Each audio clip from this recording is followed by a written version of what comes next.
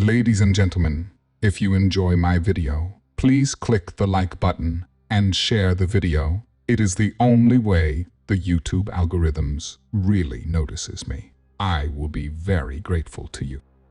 The face in the window isn't mine. Scray story published by Scray Fiction. Read for you by Scray Fiction. Chapter 1. The New Beginning. Megan Carter gripped the worn leather steering wheel as her car rumbled over the uneven gravel driveway, the tires crunching underfoot like bones. She finally arrived. The house loomed before her, old, tired, and isolated, just like she felt. Nestled deep in the woods of upstate New York, it was the perfect place to start over, to leave behind the mess of her life in the city. The realtor had called it charming. Megan thought haunting was a better fit. She stepped out into the crisp autumn air, the scent of pine and damp earth filling her lungs. The trees around her whispered in the wind, a low murmur that seemed almost alive. Megan shook off the unease that curled around her like the morning fog and grabbed her bags. The past was behind her now. This was her new beginning.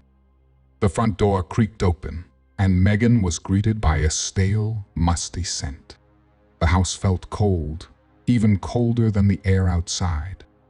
It wasn't just the temperature, it was the kind of cold that seeped into your bones, making you feel like you didn't belong. She shivered, rubbing her arms as she ventured inside.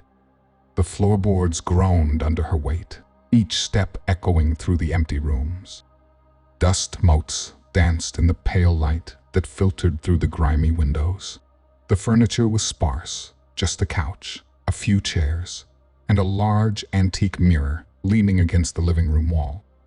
Its surface was smudged, but there was something about it that made Megan pause. She ran her finger over the glass, tracing the faint outline of what looked like a face. But it was probably just a trick of the light, right? Shaking her head, Megan forced herself to move on. She spent the rest of the day unpacking, trying to ignore the oppressive silence that filled the house. But when night fell, it became harder to dismiss. In the dead of night, a noise jolted her awake. Megan sat up, heart pounding in her chest. The room was dark, save for the faint glow of the moon filtering through the curtains. She strained her ears, trying to catch the sound again. Then she saw it, a face in the window. Pale, distorted, and definitely not hers. Megan's breath hitched as she scrambled for the lamp. The light flicked on, and the face vanished, leaving only her own terrified reflection staring back at her. She stayed awake until dawn, her mind racing. Had it been a dream, or was she losing her grip on reality? The next morning, as she stepped outside, she saw an elderly woman tending to her garden next door. Mrs. Delaney, the realtor, had mentioned. Megan forced a smile and approached, hoping for some normalcy. "Good morning," Megan called out. Mrs. Delaney looked up, her eyes sharp despite her age. "Morning, dear. Settling in, are you?" "Trying to," Megan replied, trying to sound casual. "The house interesting." Mrs. Delaney's lips curled into a knowing smile. "Oh, it has its quirks. This town has a history, you know.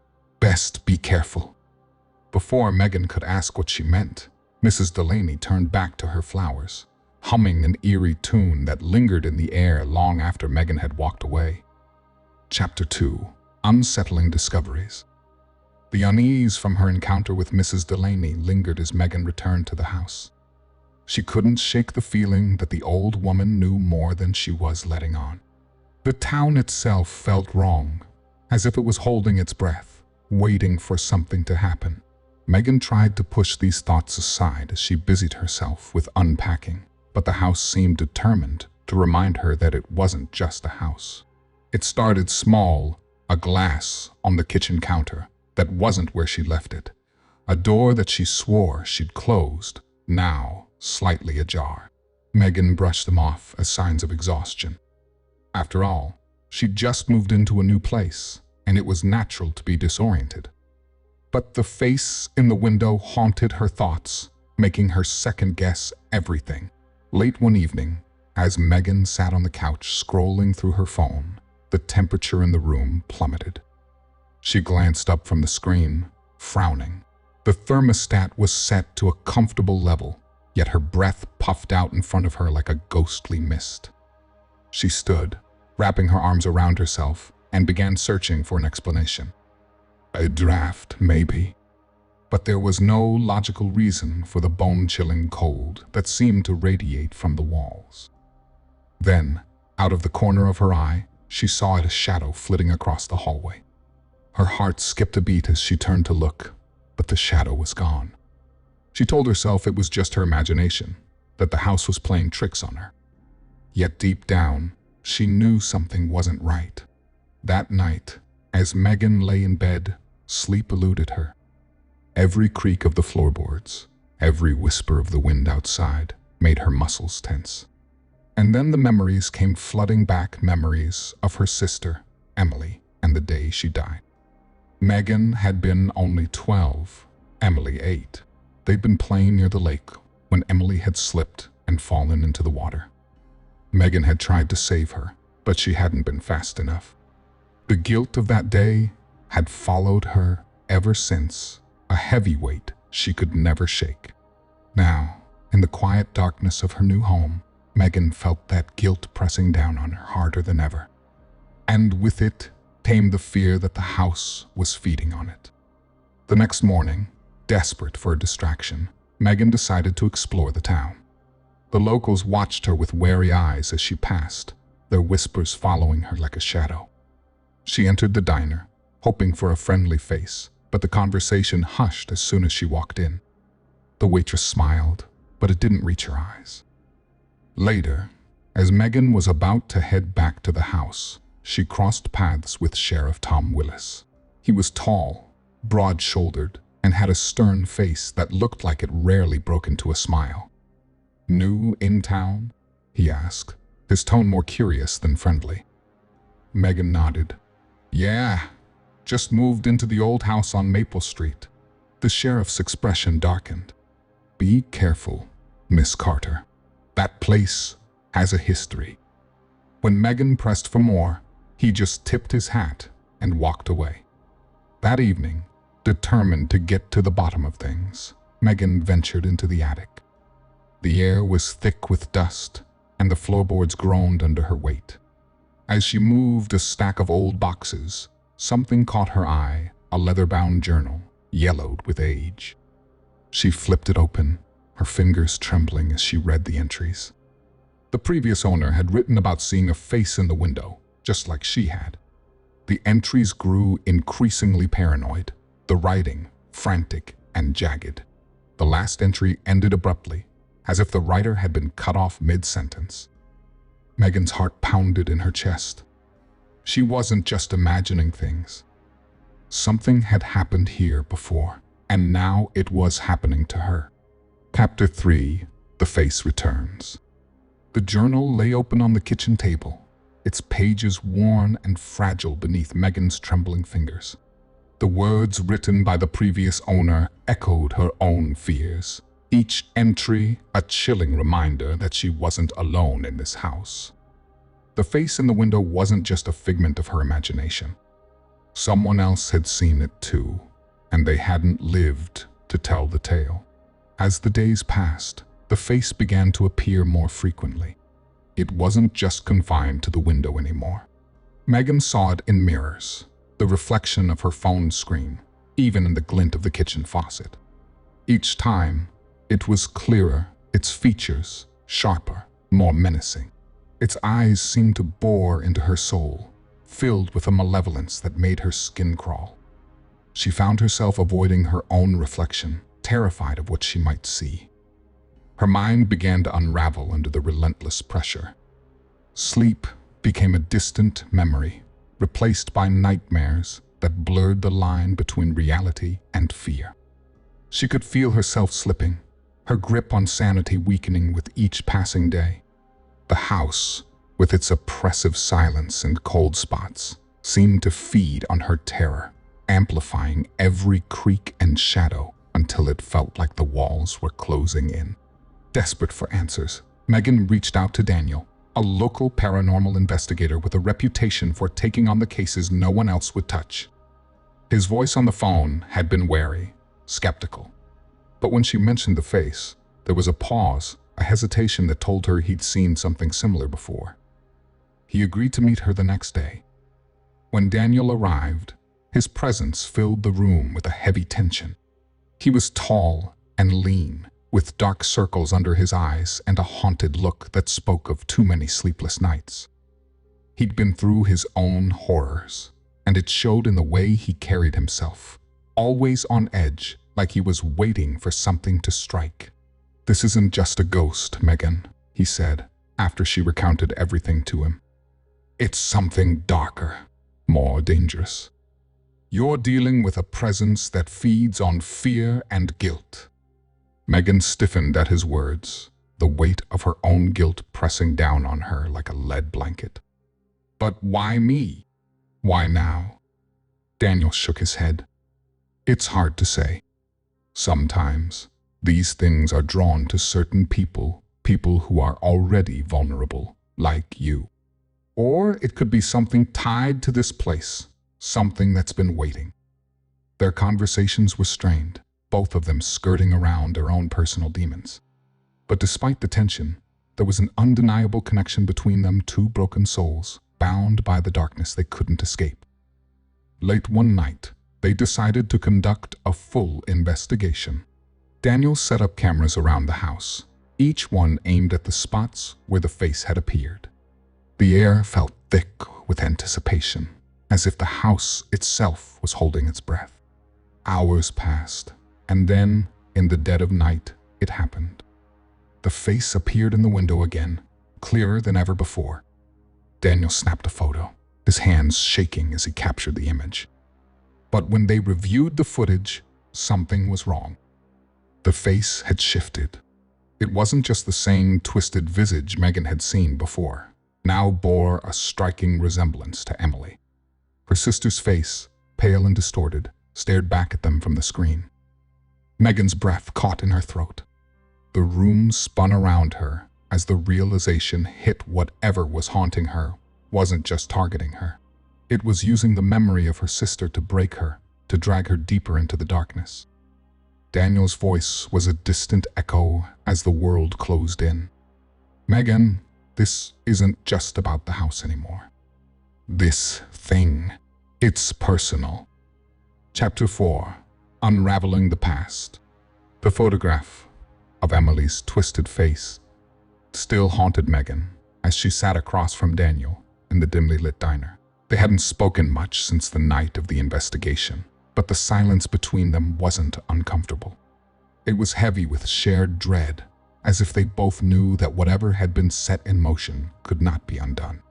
Megan stared out the window, watching the small town's residents go about their lives. They moved like shadows, their faces etched with suspicion and fear. She could feel their eyes on her, feel their whispered judgments. "This town knows something," Megan muttered, her voice barely audible over the clink of dishes and the low hum of conversation. "They're hiding something about the house." Daniel nodded, his gaze distant. "They've known for years, probably decades. But fear has a way of keeping people quiet." He pushed a yellowed newspaper across the table. Megan picked it up, scanning the headline, "Family disappears without a trace. House declared cursed." The date was from the 1940s. The article detailed the mysterious vanishing of the Thompson family, who had lived in the same house Megan now called home. No bodies were ever found, and the case had gone cold, leaving only whispered rumors of a curse. "The Thompsons," Megan said, her voice trembling. "What happened to them?" "No one knows," Daniel replied. "But the locals believe the house is cursed, that anyone who lives there is doomed to suffer the same fate." Megan's heart pounded in her chest.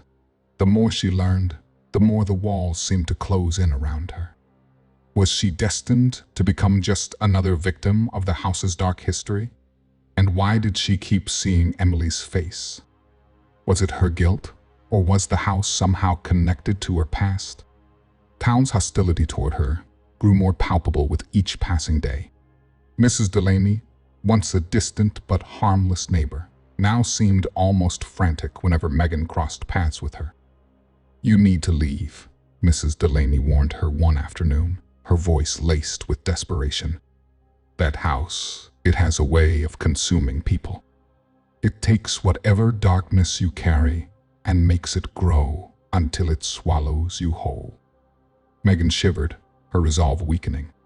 But she couldn't leave, not now, not when she was so close to uncovering the truth.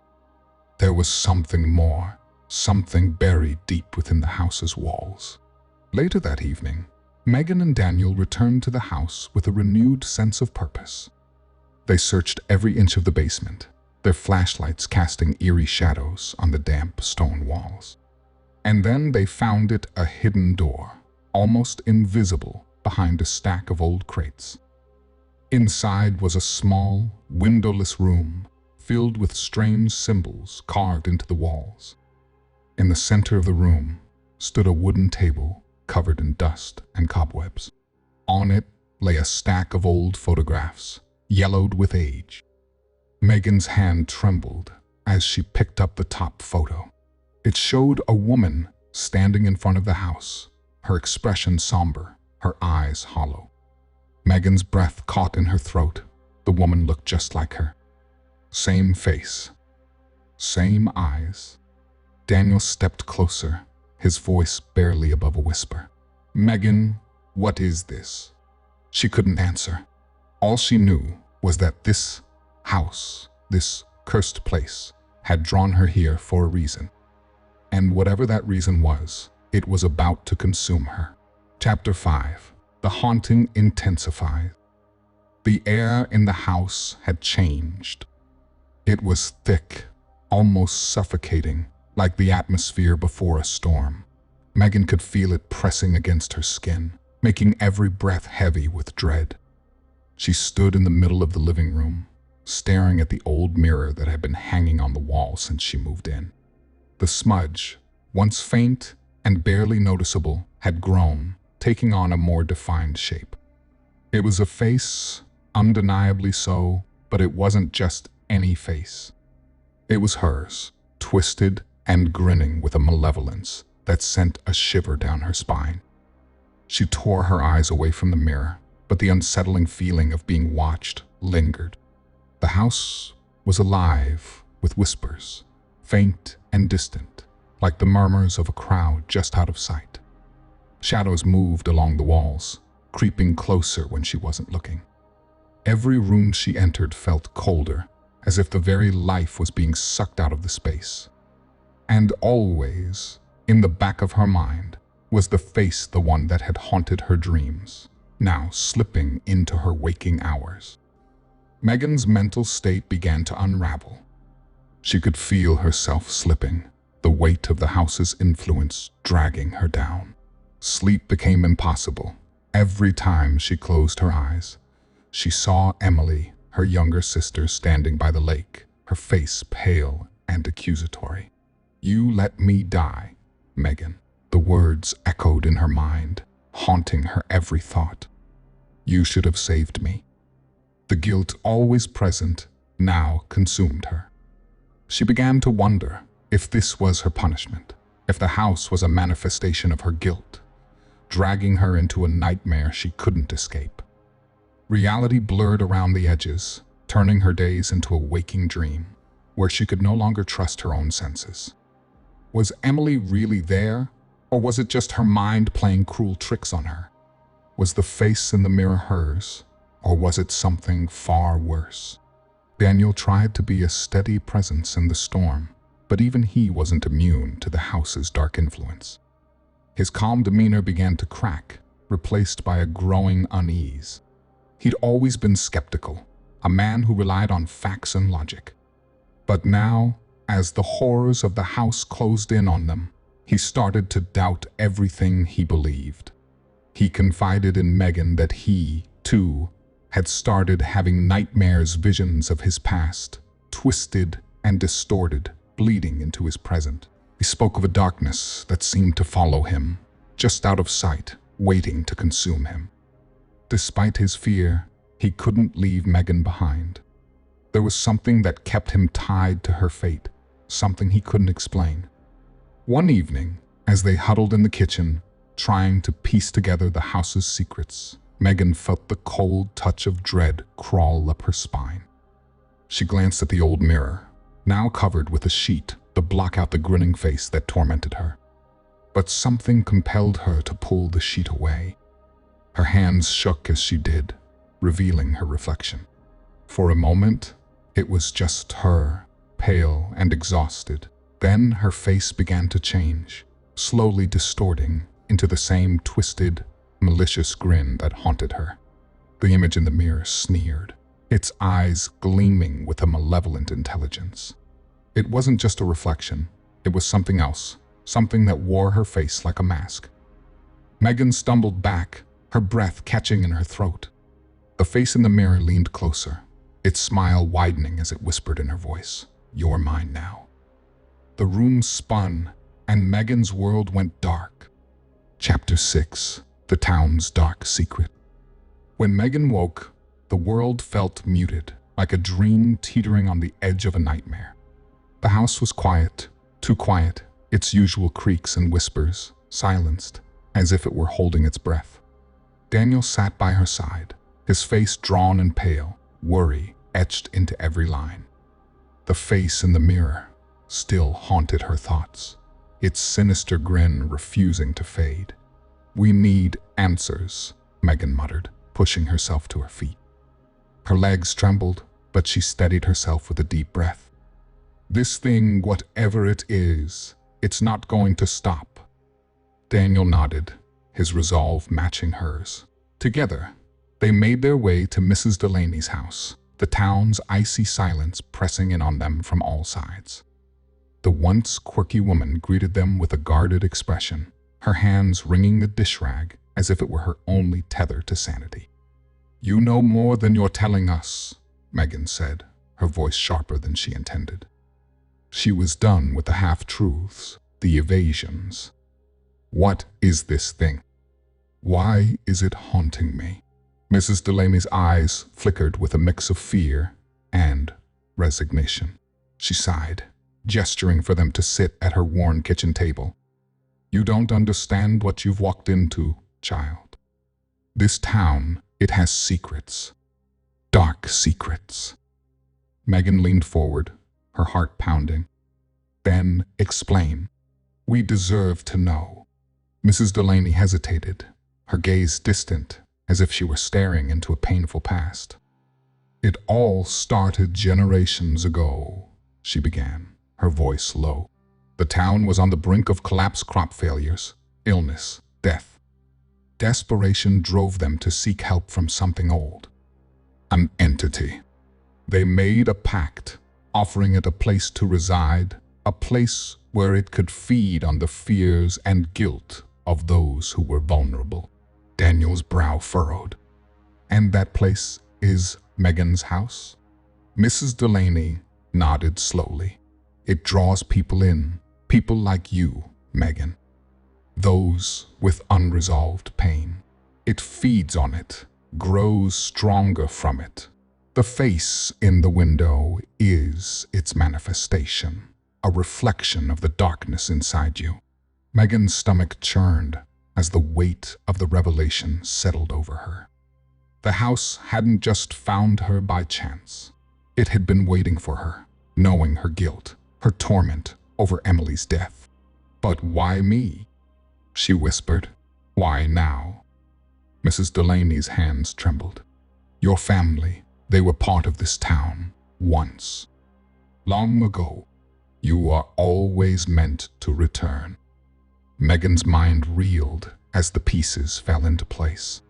Her connection to the house, the town's hostility, the face in the window, it all made sense now. This was more than just a haunting. It was a curse tied to her bloodline, a dark inheritance she could never escape. Daniel's face hardened with determination. We need to leave. Now, before it's too late. But Megan shook her head, her jaw set. No, I can't run from this. I've been running my whole life from Emily, from my guilt. If I don't face it, it'll keep following me. Daniel stared at her, frustration warring with concern. Megan, this thing, it's not something you can just fight. It's ancient. It's powerful. And it's tied to me, she shot back. If I don't stop it, who will? The room fell silent, the weight of her words hanging in the air. Daniel clenched his fists, then let out a slow breath. Fine, but we do this together. No more secrets. Mrs. Delaney's voice wavered as she spoke again. If you stay, you need to be prepared. The entity, it's not just in the house. The house is the entity, and it wants you, Megan. It's been waiting for you. A chill ran down Megan's spine as the truth settled in. This wasn't just a haunted house. It was a living nightmare, a vessel for the darkness that had been preying on her family for generations. And now, it was her turn to face it. Chapter 7. The Descent. The house seemed to pulse with a life of its own, every creak and groan a sinister whisper in the darkness. Megan stumbled through the rooms, her breaths coming in ragged gasps. The walls felt like they were closing in on her, the shadows creeping closer, reaching out with dark, clawed fingers. The face in the window was no longer just a shape, it was a presence, a malignant force that seemed to follow her every move, watching, waiting. Hallucinations plagued her waking hours. Emily's face appeared around every corner, her eyes filled with an accusing sorrow. Why didn't you save me, Megan? The words echoed through the house, a relentless refrain that twisted through her thoughts like a knife. Megan's mind was a tangled mess of fear and guilt, each vision more vivid than the last. She tried to focus, tried to push through the madness, but the house had its own agenda. Rooms shifted and warped around her, twisting into grotesque parodies of their former selves. Hallways stretched impossibly long, doors led to nowhere, and the walls seemed to breathe with a life of their own. Megan felt as though she were caught in a nightmare, unable to wake, unable to escape. Daniel's injury had left him weak, but his concern for Megan was still palpable. He lay on a makeshift bed in the living room, his face pale and sweat-drenched. The entity had attacked him the night before, its dark power slashing through him with a ferocity that left him barely clinging to life. "You have to leave," Daniel rasped, his voice barely a whisper. "This place, it's consume you. You're not safe here." Megan shook her head, her eyes wild. "I can't leave, Daniel. I have to face it. It's the only way to end this nightmare." He tried to argue, but his strength was failing. "Megan, this thing, it's not just a ghost. It's a force of darkness. It feeds on your guilt. It wants you to suffer." She ignored him, her mind already slipping into a deeper descent. The house felt like a living entity, its presence growing more oppressive by the minute. She wandered through the rooms, her thoughts fractured, her sense of reality slipping away.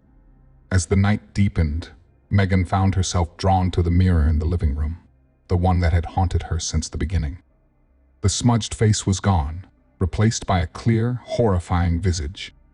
She approached it, her heart pounding. Her reflection twisted and warped until it became something monstrous. The face in the mirror spoke, its voice a cold, disembodied whisper that seemed to come from everywhere and nowhere all at once. "To free yourself," it said, "you must embrace your guilt. Become one with it. Let it consume you." Megan's knees buckled as she stared at the reflection. The room seemed to spin, the walls closing in as the entity's voice filled her mind. She could feel her sanity unraveling, her thoughts spiraling into chaos. The face in the mirror grinned, its eyes dark and hollow. "Accept your fate, Megan. The only way to escape is to become a part of this darkness." Terror gripped her heart as she faced the reflection.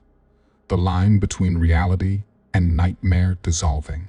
Was this the end? Had she truly become a part of the entity's darkness, or was there still a way out? The mirror's cold, malevolent gaze seemed to promise no escape. Megan's world collapsed into darkness as she reached out towards the reflection, her last thought a desperate hope that somehow, some way, she could find a way to fight back before it was too late. Chapter 8. The Final Confrontation. The air was thick with dread as Megan faced the mirror, its surface now a gateway to the abyss. The entity's cold, echoing voice filled the room, wrapping around her mind like chains. Shadows twisted and danced along the walls, the house warping into a nightmarish labyrinth that defied reason. Every corner held new horrors, every room a deeper plunge into madness. The walls seemed to breathe, and the floor shifted beneath her feet, pulling her into the clutches of the darkness. Megan stumbled through the disorienting maze, her mind racing to piece together the fragmented thoughts. The house had become a prison, a grotesque mockery of her fears and guilt. She could hear the whispers of the entity, urging her to give in, to surrender to the darkness. But amidst the terror, a sliver of clarity began to pierce through the fog of her mind. She remembered Daniel's words. The entity thrived on her unresolved trauma, feeding off her guilt. The truth about Emily's death had been twisted and distorted by her own mind, manipulated by the malevolent force that had claimed her home. Megan realized that to weaken the entity, she had to confront the truth and forgive herself. Her heart pounded as she found herself back in the living room, the center of the house's horror. The mirror stood before her, its surface rippling like disturbed water. The face grinned back at her, its malevolent eyes filled with an insidious satisfaction. It whispered promises of release if she would only accept her fate, if she would only embrace the guilt that had consumed her. "No," Megan shouted, her voice echoing through the distorted room. "You're not real. None of this is real. I won't let you control me anymore." The house roared in fury, the walls shaking as if in protest. The shadows became more aggressive, clawing at her as she faced the mirror. Megan's resolve hardened. She had to confront the truth about her sister's death and accident, a tragic mistake, not her fault. The guilt that had tormented her was an illusion, a cruel trick of the entity. With every ounce of strength she could muster, Megan forced herself to look past the twisted reflection. The face in the mirror faltered, its grin twisting into a snarl. She took a deep breath, her voice steady despite the chaos around her. "Emily's death was not my fault. I forgive myself. I release this guilt." The entity's shriek of rage filled the house as its grip began to falter. The walls started to crumble, the labyrinth of horror collapsing into rubble. Megan and Daniel, their path now clear, scrambled through the collapsing debris. The house's destruction roared around them, a final, chaotic gasp of the evil that had once held them captive. As they emerged into the night, the house behind them collapsing into a pile of debris and shadows, Megan glanced back. For a fleeting moment, she saw the face in the window again, her own face, twisted with malevolent joy. The horror might have been defeated, but the scars would remain. Megan and Daniel drove away, the dawn breaking on the horizon. Megan's heart was heavy, knowing that the entity was gone, but the darkness had left its mark on her soul. In the rearview mirror, as the town disappeared from view, Megan saw her reflection once more. Just for a heartbeat, the face appeared again, grinning with that same cruel satisfaction. The horror wasn't completely over. It lingered, a dark reminder that some battles leave scars that never fully heal.